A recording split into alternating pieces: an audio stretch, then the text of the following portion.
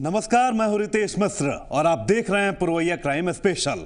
आज हम आपको दिखाएंगे कि कहां की बेटियों को ले जाकर बेच दिया जाता है। दिखाएंगे कैसे अस्मत की कीमत लगती है महज 31,000 रुपए। साथ ही बात होगी पीएलएफआई को पुलिस ने कैसे दिया है एक बार फिर से झटका। इसके अलावा दिखाएंगे सिवान में गैंग वॉर की भी खबर और इसके साथ बताएंगे अरवल पुलिस को मिली बड़ी सफलता के बारे में भी। तो चलिए शुरू करते हैं पुरवैया क्राइम स्पेशल।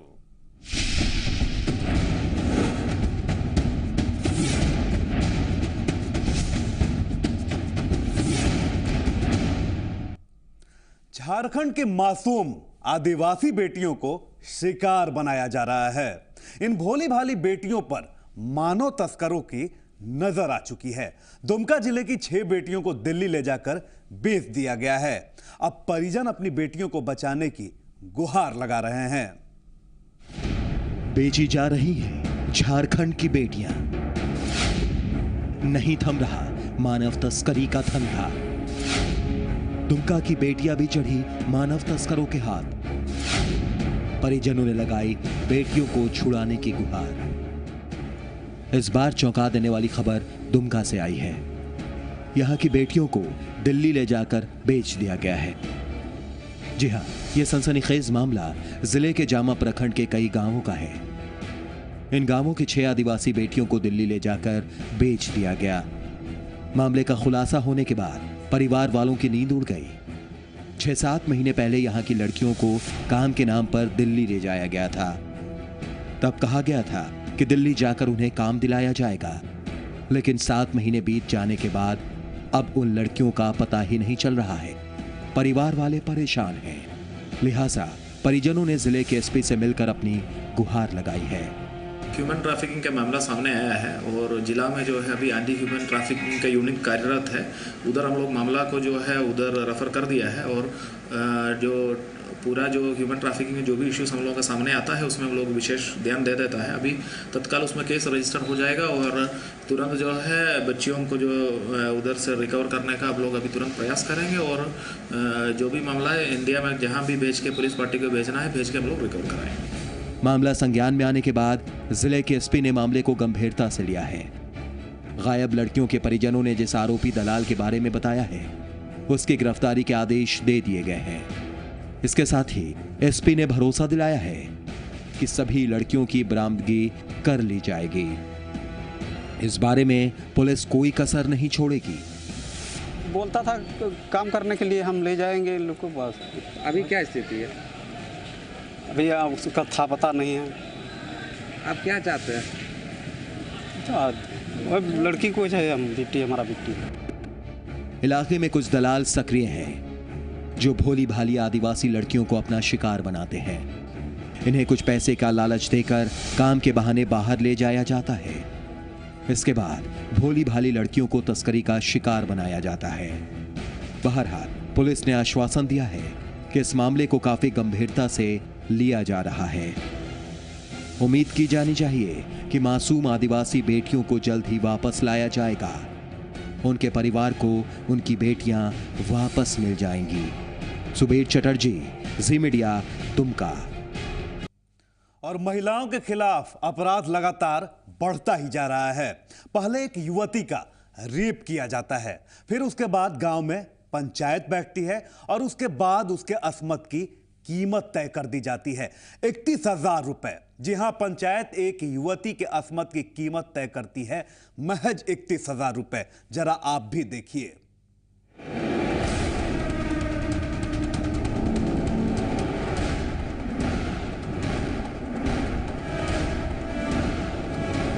लगता है बिहार में कानून की कोई जरूरत नहीं रह गई और ना ही थाने और कोर्ट कचहरी का कोई मतलब रह गया है। यह हम नहीं कह रहे, बल्कि नवादा की घटना इस बात को बयां कर रही है। कोई रास्ता हम नहीं रहता।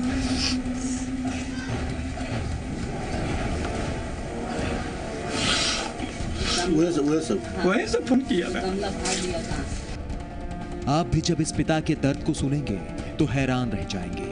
हैरान ही नहीं बल्कि सिस्टम पर सवाल उठाने लगेंगे। ये आंसू उस पिता की आंखों से निकल रहे हैं जिसकी बेटी की अस्मत गांव के ही लोगों ने लूट ली।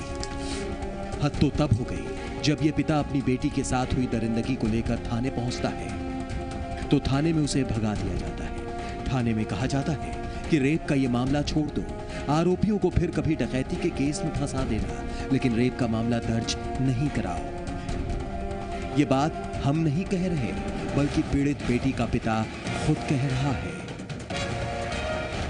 पुलिस हमारे साथ नहीं दिया सर, पैसा खाता आप नहीं साथ दिया। गए तो वहां पर गाली दिया हमको, तुम दूसरा डकैती का में कभी फंसा देना, इस चीज को नहीं करो, ऐसी बात है सर। उसके बाद फिर सर दूसरा 3-4 दिन बीत गया, नहीं जो देखे तो फिर हम डीएसपी साहब में गए हम सर। डीएसपी ही हम बच्ची भी ले गए सुबह में, तो वहाँ पर कोई जो भी प्रशासन है कल के कि बच्ची का आप भिजा दीजिए, से बच्ची का कोई भी बात होगा तो बयान बाद में हो जाएगा। तो वहाँ से डीएसपी साहब फोन किए थाना भी हम आए सर। थाना आने के बाद अब ये केस क्या लिख दिया कि शादी के संबंध में ले गए। सवाल यह है कि आखिर इंसाफ का रास्ता किस तरफ जाता है? एक आम आदमी अपनी शिकायत लेकर किसके पास जाए जहां उसकी फरियाद सुनी जाएगी, जहां उसे इंसाफ मिले?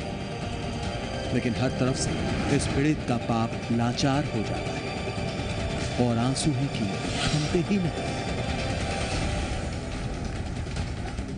तो वहाँ 4 गो बैठल था, रुपेश और विकी और वीरेंद्र है, देवानंद। तो हमको मुंह बांध दिया, आँख मूंद दिया और लेकर चल गया गाड़ी में। वहाँ देखे तो मेरा कपड़ा पूरा फटल था। क्या किया था तुमने? गलत काम चारों किया हमको। अच्छा। ये पूरा मामला नवादा जिले के करनपुर गांव का है। इस गांव के रुपेश यादव, विक्की कुमार, वीरू यादव और देवनंदन यादव पर लगा है रेप का आरोप। पीड़िता की माने तो चारों आरोपियों ने जबरन उठाकर उसे जंगल की तरफ ले गए, जिसके बाद बेहोश कर पीड़िता के साथ आरोपियों ने रेप किया। वारदात को अंजाम देने के बाद पीड़िता को वापस लाकर गांव के ही स्कूल के पास उसे छोड़ दिया। इसके बाद पीड़ित युवती ने सारी बात अपने परिजनों को बताई।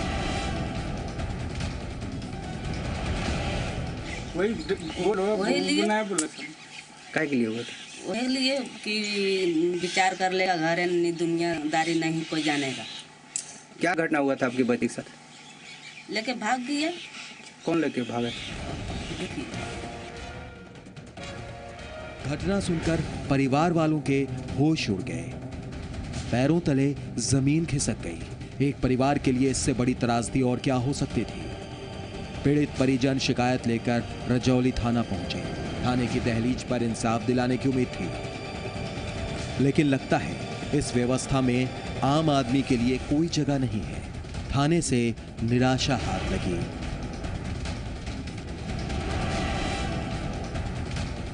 बजे के बाद वहाँ 4 गो दबंग लड़का था, वो चारों मिलकर कर उठा कर ले गया सर। और उसके बाद ले जाने के बाद हमारे बच्चे के साथ गलत व्यवहार भी किया है सर। और उसके बाद में भी हम ये पुलिस प्रशासन के पास गए तो आकर के पहले आकर के यहाँ धमकी दिए। धमकी देने के बाद में जो है सर धमकी दिया। उसके बाद फिर 9 बजे धमकी दे के 1 बजे गए और 9 बजे रात में फिर हमारी बच्ची को स्कूल के साइड में छोड़ दिए। हद तो तब हो गई जब मामले को लेकर गांव वालों ने पंचायत बुलाई। पंचायत भी बैठी और फिर एक युवती की अस्मत की कीमत पंचायत ने तय कर दी। युवती की अस्मत की कीमत 31,000 रुपए लगाई गई। यह है इंसाफ का तकाजा, यह है एक पीड़ित के साथ किया गया इंसाफ। तो इंसाफ का रास्ता क्या इसी पंचायत से होकर जाता है, जहां एक बेटी के आबरू की कीमत पंचायत तय करती है और तय की गई रकम चुकाने के बाद आरोपी अपराध मुक्त हो जाता है। लेकिन मामला केवल इतना भर ही नहीं है। आरोपी ने पंचायत के लगाए आर्थिक दंड को देने से इनकार कर दिया और आरोपी को थाने में दर्ज केस उठाने की धमकी भी देने लगा। बाद में पंचायत लगाए सर। पंचायत लगाने के बाद में पंचायत में यही बोला, सब गांव ग्राम 10 गो जो भी 5 गो हम जुटाए सर। बोला कि बच्ची विवाहित है तो अरे इसको चाप लो और झाप चाप करके अपना कोई पर्दा से अपना कोई काम कर लो। एक तो वो खा गया तो मिला खा गया, तो इसलिए गांव बोला भी और गांव की बात। तो पंचायत में क्या फैसला हुआ था? गाँव में फैसला हुआ कि वही एक दंड इसका 31,000 रुपया जुर्माना गिरा सर। बहरहाल पीड़िता के पिता थक हार कर डीएसपी के पास मामले को लेकर पहुंचे। वहां से आश्वासन भी मिला और फिर थाने में मामला भी दर्ज हुआ।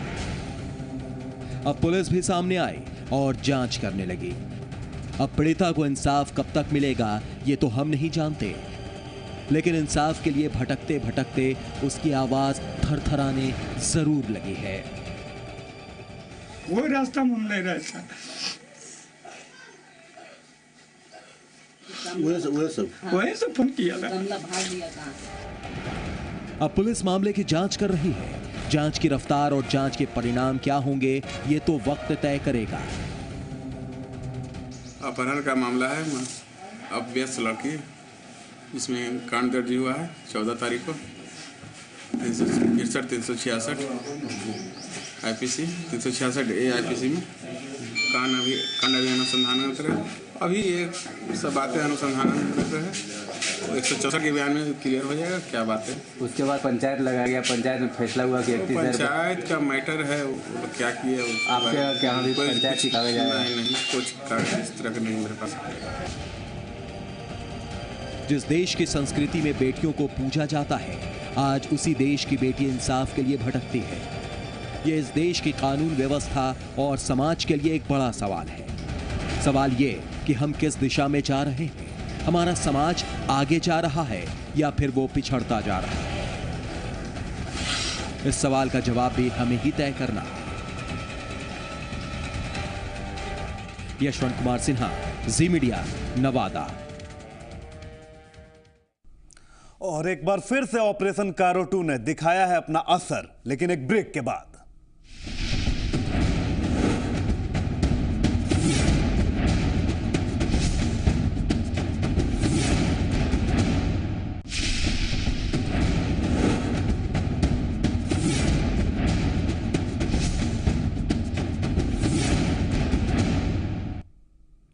और अब बात करते हैं ऑपरेशन कारो 2 की, जिसके नाम से ही नक्सली खौफ खाते हैं। तो झारखंड में ऑपरेशन कारो 2 लगातार जारी है और इसी दौरान पुलिस को एक बार फिर सफलता मिलती है।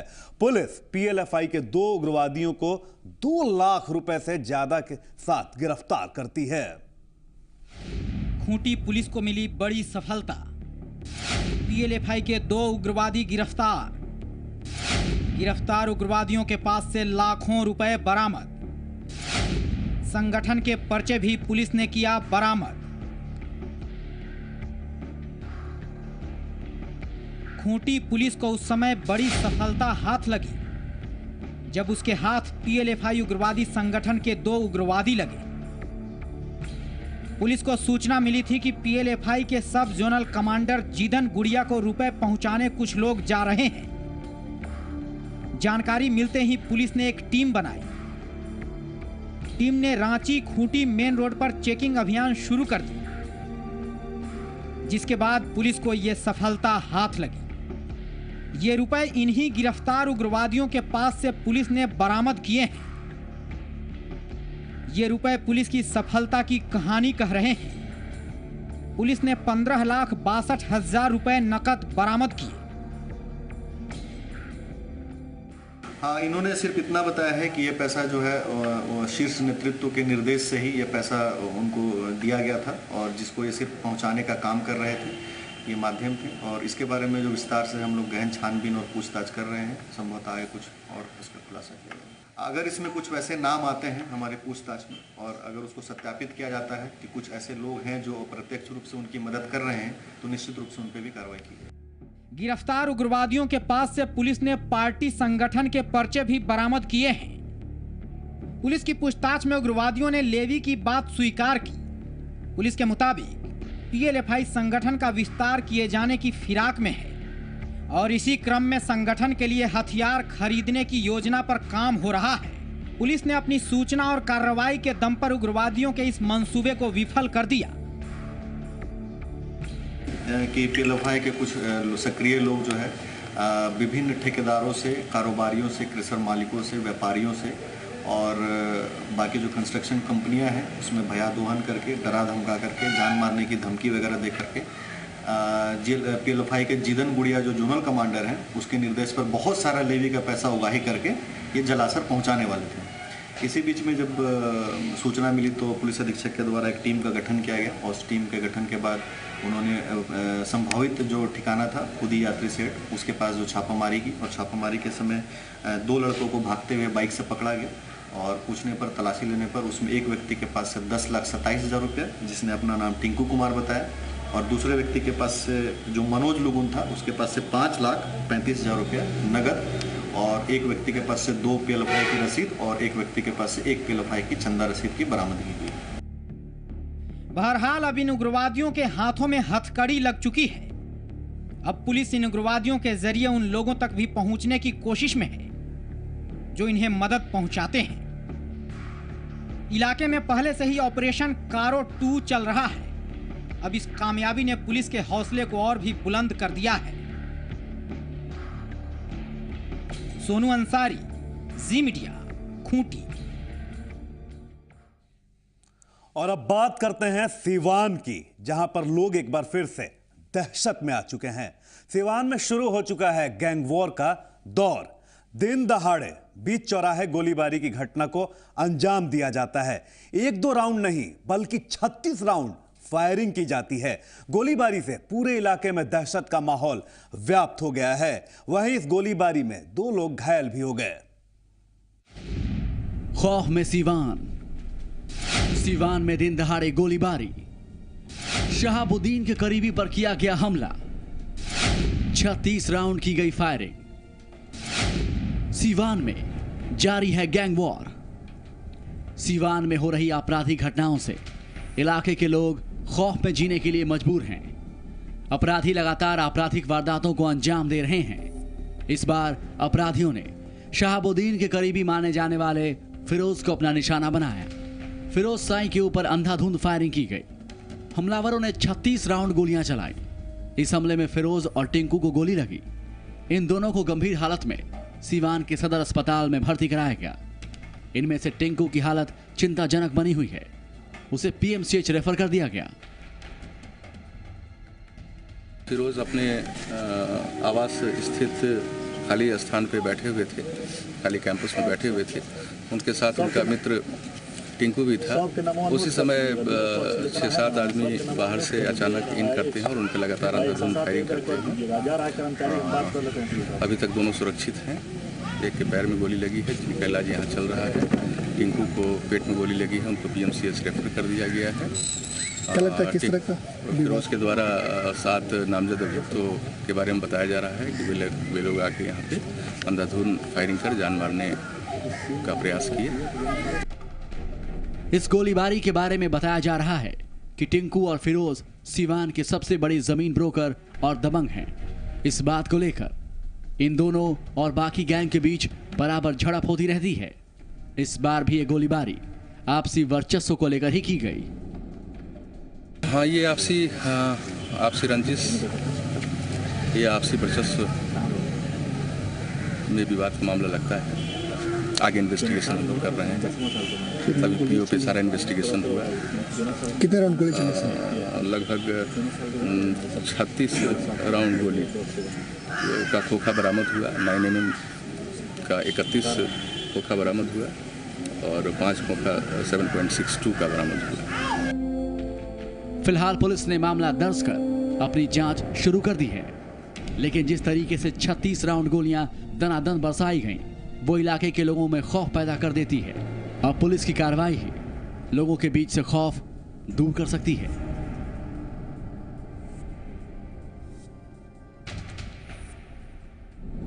आकाश कुमार, जी मीडिया, सीवान। और यहां रुकते हैं एक और छोटे से ब्रेक के लिए।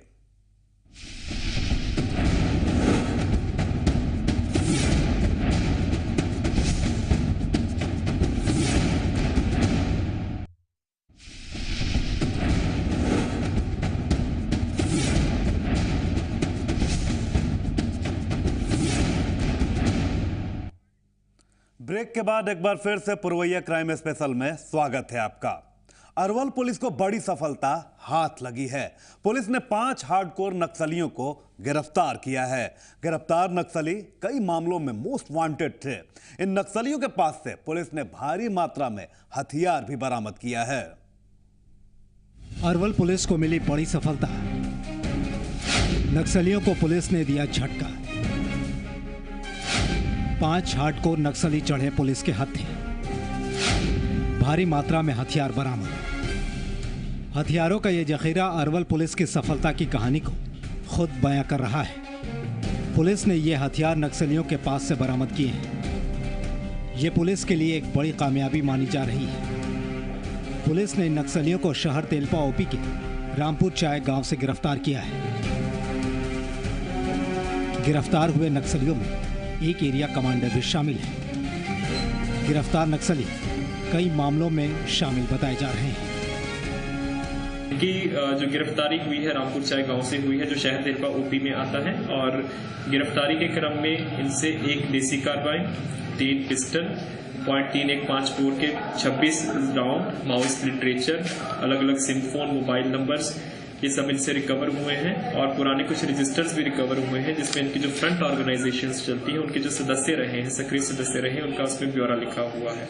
और कुछ रिसीट बुक्स हम लोगों को मिली है, जिसमें ये लोग अपना वो पैसा लेके एंटर करते थे। तो इन्होंने अपना सभी घटनाओं में इसमें ये अपना कन्फेशन किया है।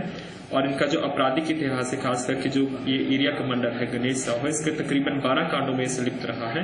और अभी 5 कांडों में फरार चल रहा था, जो कि पटना जिला, औरंगाबाद जिला, अरवल जिला, तीनों में ये वांटेड था।